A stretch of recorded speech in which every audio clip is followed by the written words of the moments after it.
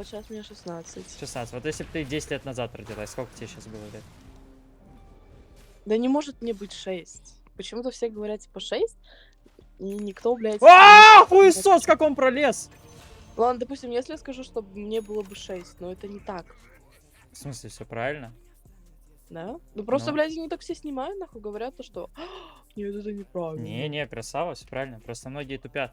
Многие говорят 10, поэтому смешно, поняла, типа. А, Многие понятно. затупки. А ты молодец, быстро сориентировалась. Мгм. Спасибо. Да не за что. Так, а это, ну, точно, да, твой аккаунт доты? Ты меня не обманула? Это Дэдпул, блядь, Точно. какой-то. Надо поменять, правда, ник в стиме теперь. А какие у тебя еще ники были? Членосос. Ну, это уже твой, да?